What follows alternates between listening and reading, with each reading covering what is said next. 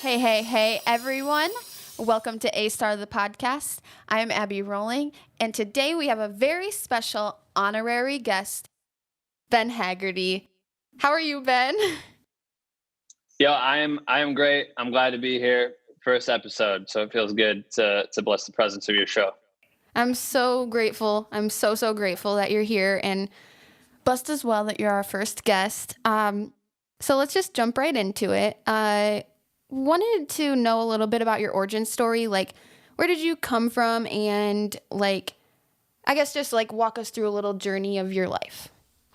Yeah, I guess the short version of it, I'm from Cedar Falls, Iowa, originally, and Waterloo, and I went to Cedar Falls High School, University of Northern Iowa.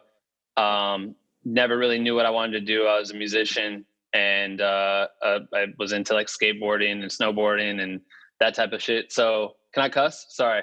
Yes, that's All fine. right, all right. So I was into a lot of that stuff going through school, and music was my heavy passion. I was always booking shows, playing shows, traveling, playing in our bands. We bought a van, would travel around the U.S., did all that stuff, and I ended up shooting a lot of the videos so that we'd have like marketing material for that type of shit.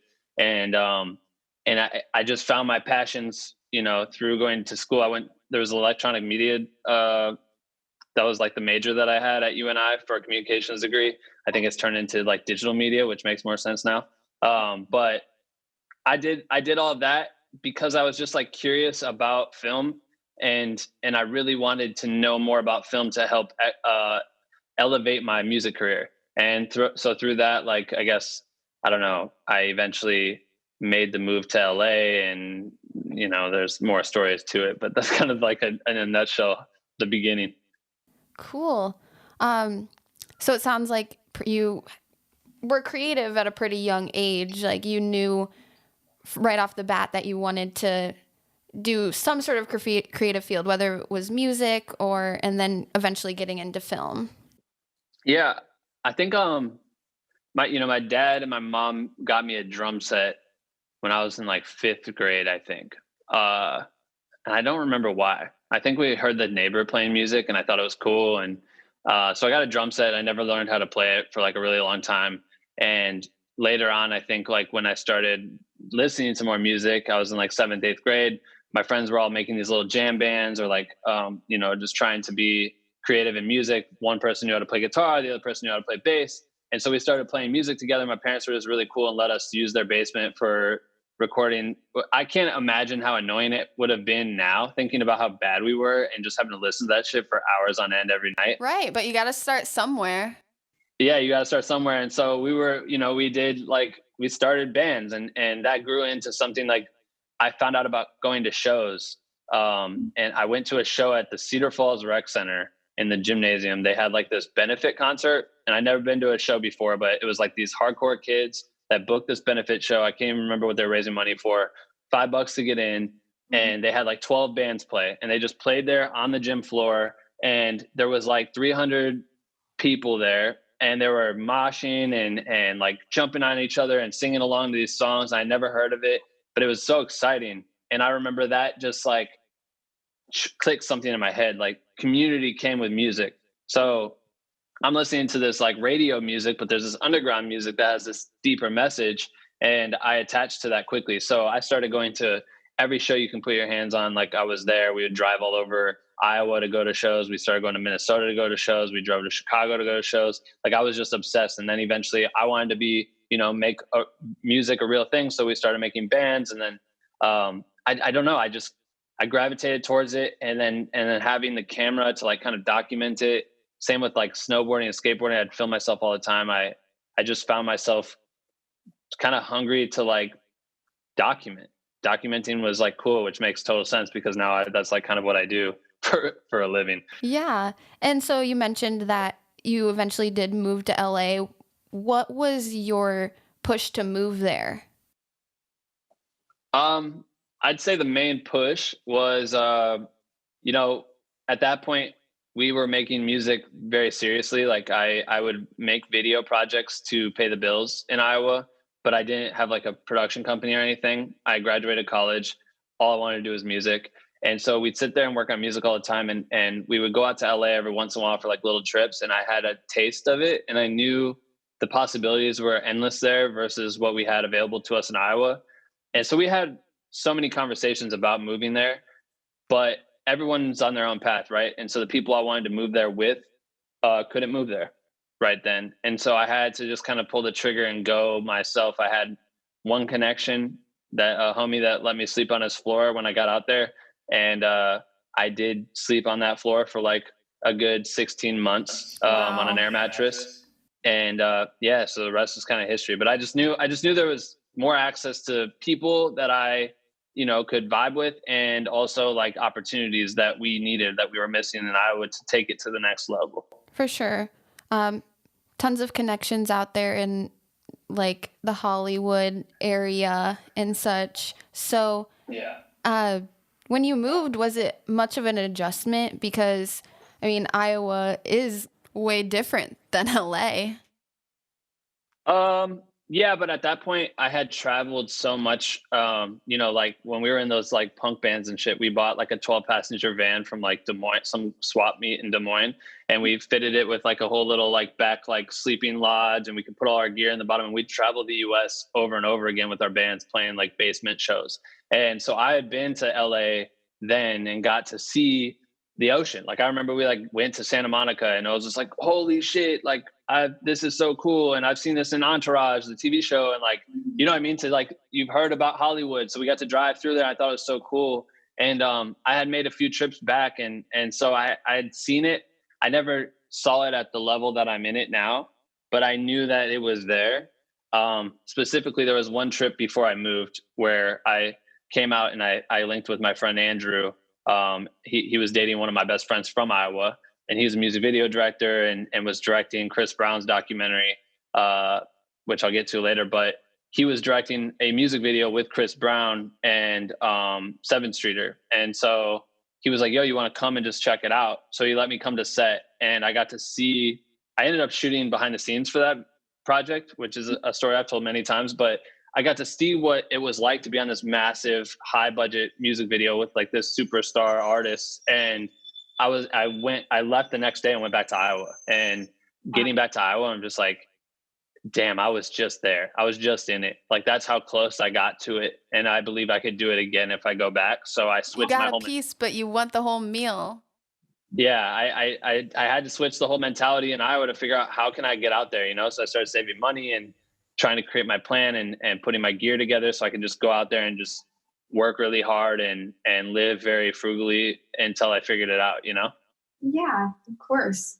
As many times as I've heard your story, I love hearing it every time. So it's a cool, I'm proud to tell the story. It's like a wild journey, and it's crazy to reflect on. I'm always happy to tell people about it because I think a lot of people think that this shit just comes overnight, and it doesn't. Like it was like a very like strenuous, long process for me to find any success out here.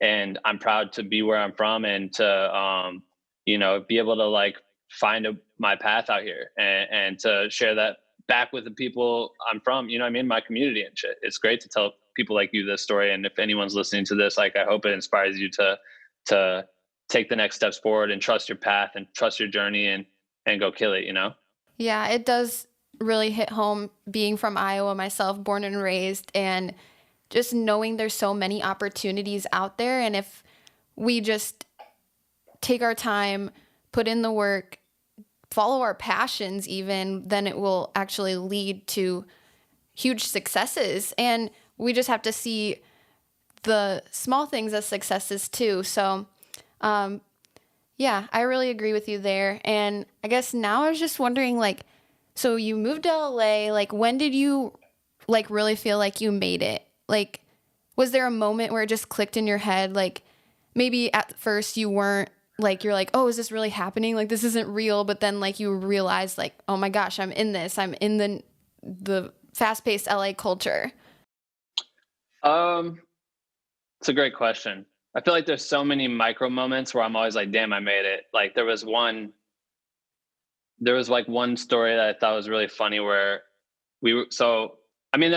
every step I feel like I'm making it, right? Like every time, like I got in there and I got to like get on and edit, I co-edited Chris Brown's documentary, which like released all over the world. It did a Netflix release. It did a theater release. It was like this massive film. And I started out as an assistant on that film, then grew into the position of co-editing the film with my homie Andrew. Like we told that story. And like that was a great moment. But what was cool is I remember after we finished like the cut, we finished the first cut. It changed multiple times since then, but then we finished the first cut and me and Andrew were like popping bottles in the back. We had like some champagne. We're just like, yes, we've been working on it for like a year. And we're like, we did it. And we were going to show Chris the next day. We went out home. We went back home and our friend worked at this really prestigious like nightclub hotel down the street. And he's like, yo, come through. I'll get you in and I got free drinks for you. We're like, oh, cool. So we go to this place, which I would never go to on a regular night. It's like very high-end celebrity, Beverly Hills type shit. And we go in and we're in there and we're walking to the bar and there's like our friend that's leading us in there stops and talks to this guy and he's talking to him for a minute. And this guy's got like this raggedy old sweater on, these torn up shoes and jeans and this massive beard and shit. And I'm like, yo, Anthony's talking to this guy. He's taking forever. Me and Andrew are just kind of waiting because we don't want to go to the bar and buy our own drinks. We want this dude to give it to us for free, right? And so we're like waiting for him to hook it up. And he's talking to this dude for a minute. And I'm like kind of laughing like, yo, look at Anthony. Anthony make friends with anyone. Like this guy, look at this guy. Like, how did he even get in here? Like, I don't know how I got in here. I'm wearing like a hoodie and jeans. I don't have nice clothes and shit. I'm like, how did this guy get in here looking like a bum, like with his torn up sweater? And I heard the conversation started because my friend saw his torn up sneakers and was like, yo, those are sick. And the guy's like, yeah, man, I bought like 6 of them. As soon as I found them, I'm like, this is some LA shit. And then I found out as we go over there, he's like, yo, I want to introduce you to Ben and Andrew. And we're like, what's up? And we're shaking the dude's hand. And I'm looking at this man's hand and I like tore his beard away. And I realized it was Donald Glover, who is also known as Childish Gambino. And is one of my idols. Like this dude is such a fucking legend when it comes to directing and music and just being an actor. And like, he's a triple threat. But I had no idea it was him because he's been growing out his beard for his TV show Atlanta. And I'm a massive fan. And I'm like shaking his hand, realizing that. I'm like, man, for a second, I thought you were a homeless dude that got into this club. And then I realized who you were. Right. And I'm like, that shit is like when you realize like how powerful LA is, that you could just casually roll up on someone and become friends. And he was like, oh yeah, I want to come watch the documentary, and this super nice guy and all this shit. But like LA is that, like you can turn around the corner and bump into someone that influenced you or can be a connection or could get you an opportunity. And those stories are so funny because it's just such a small world out here, you know? Yeah, like we'll never know who you're gonna bump into. Like I can't imagine. Especially it goes to show that like image doesn't really matter because LA is such a highly broadcasted city, and we always think that kind of, well, from Iowa, my perspective is I see like it being as a clout place, but even somebody as big as Childish Gambino can come in and just wear whatever he wanted, have cool shoes, be raggedy, and I think that's people will amazing. let you in. Yeah, it's like I always laughed at that because I'm like, I don't need anything. I just need to be able to create. And I'm from Iowa. Like, my rent was like $260 in Cedar Falls during college, and now my rent is not that out here. But like being here, you see all these people buy all this extra shit, and I was always like, that's so unnecessary. I just want to put my money into my gear, into my creative, and really invest that way. And I've stuck to that for such a long time. But it's funny, like people like I was with someone and they were talking about cars and they were like, oh, I'm going to get this car, like a regular car. And someone's like, yeah, but you are what you drive. And I heard him say that. I'm like, that's the dumbest shit I've ever heard. Like, you are what you drive. But then I'd be in meetings where we go meet with like high level executives we're trying to convince you to give us hundreds of thousands of dollars or millions of dollars, right, for projects. So you try to get them to invest in you. And if you show up at a meeting at like a bougie coffee shop or the exclusive member only clubs or whatever, and you're in like some, like my old car I drove out here from Iowa, and I show up to a meeting, they're in this like nice ass Lamborghini or something. Mm-hmm. And then they'll be like, wait, what? I thought you do this all the time. I thought people give you millions of dollars all the time. Like, how is your car still some like hunk of junk? You know what I mean? Like with Iowa plates on it. So they, I guess what your images does play a role, but at the same time, just be yourself, because that's the creativity is what's going to get you far anyways. Well, and the hack to that is just don't drive your car, just Uber. Just take an Uber. Just take an Uber. No one will see you drive up in the valet spot anyway. So that's And then you have a chauffeur and you don't even have to drive. right, exactly. Yeah, it's an interesting spot, but I do think that there's like a progressiveness out here that there's certain people treated with respect, and there's a lot of people that are treated with disrespect, and those are the bottom feeders, and you have to figure out how to like navigate through that area. So when I got out here, it was like very much me trying to find my path and to make people respect my name. And it took a long time. It took a long time, and it took a lot of like doing work for free, doing jobs I didn't want to do, and just committing to everything I could get my hands on and saying yes every single time. But that built my network, and that built the opportunity for me to get in places I wasn't supposed to be. And it's really hard to, I know the question was like, when did I know I made it? It's really hard to dial that in because there's so many, you would say it's like working with Beyonce, but I had made it so much earlier. There was like things that are not notably globally respected that I did that to me, it helped me make it. You know what I mean? Yeah. So through all of those projects, like when you worked with SchoolBoy Q, Beyonce and JayZ, the Homecoming documentary, was there any one of those projects specifically that were a huge challenge to you? Like maybe you wanted to quit and you were like, there was something that told you like, no, don't quit. Like what was your motivation to keep going and just realize that you did have the power in your hands to be able to finish the project? I've never felt like I wanted to quit. There's just always feeling like you're feeling like I mean, you can feel burnt out here, right? Like if you work so much and that's becomes your regular and you don't live a life, you don't have time for anything. Like there's times where I'm on tour and I'm on tour for like months and I'm not like haven't talked to my family, and I love talking to my family. You know what I mean? And if you get to this point where you're just kind of like tapped out because you've just been doing the same thing nonstop, and you just I'm working. I can't do this, or I can't go work out, or I can't take care of myself enough to eat like a proper meal. You know what I mean? And that stuff really will fuck you up. And I think that it's important to try and build that as part of your regimen. Like you do deserve like a few moments. I know that it's like the culture to be grind mode and flex that like, yo, team no sleep and that whole thing. But like, that's ridiculous. Like if you're doing that over and over again, you can't continue at that level for years. You know what I mean? You have to take like care of yourself. And so those are the things that I always really focus on now is like there's times where you have to go really hard. And you can do that. But like I on average, I try to like just focus on taking care of myself and that helps me stay in the game longer. You know what I mean? So definitely just kind of a balance between work and life. And even though sometimes they do mesh together, just making sure give the time to yourself, because especially all the hard work you're putting in, like you deserve a little bit of a break every once in a while. Yeah, no, for sure. And I think like even now, it's not like it's a lot, but like we just picked up surfing maybe like 4 months ago or something. So I saw that on your Instagram. yeah, we're about it. So we got some surfboards and started going, and we've built like a little squad. And there's just sometimes it's me and my partner Dave, and we'll just hop up in the morning and just haul to the beach. And we try to do it. Leave like 5:45 a.m. Go surf for an hour. It's a workout. You're jumping in right now. It's cold as hell. The water's cold, but you jump in the water. You're out in the ocean, see a seal or a dolphin or some shit, and then haul back to the office. And like we do it on Wednesdays, so it like resets my week, you know what I mean? And it just gives me like another boost just to like literally go live in nature for a second and then come back to Hollywood and just like crank out, whatever the project is for the rest of the week. It's like just those little things that go a long way. How fun. That sounds so cool. Yeah. I could never surf, but I applaud you for doing so.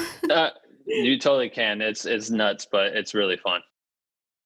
Alrighty. Well, to finish up here a little bit, I just wanted to know, like, maybe what's like a piece of advice or like your golden nugget that you would give to like your prodigy, somebody who really looks up to you, is inspired by not only the content you're creating, but just the lifestyle you're living in general. And how could you express to somebody that it's possible, or even just to have the passion to go forward and just create? I mean, especially if you're from the area where you're from, Cedar Falls, like I'm in LA and I've got a chance to work with some legends, and that alone, like the fact, like me sitting back and thinking of where I was then and just going to my homie's house in Waterloo, and we'd be making music every night, or sitting at Perkins and off University and just sitting there at like 3 a.m. eating pancakes and just like talking about like strategies and shit. That was always the goal. Like I always believed that I would get to this point. I didn't know it would be at this level, which is dope. But I believed in myself. And I think that that's probably this, like the first step is like, if you don't believe that you really can do this and you're not willing to put in the time and the effort, this is well over 10 years, like to get to where I am now, to make you want to hit me up to be on your podcast. You know what I mean? Like it took a long time to do that. So that's the first thing I would always say. Second thing I always tell people is, and this is why I did this, is that you should tune into the Black with No Cream podcast too, on top of this one, because everyone asked me questions about how I did this or did that or gear or blah, blah, blah. And so I wanted to put that energy into the podcast and the community. And that's why I started Black with No Cream.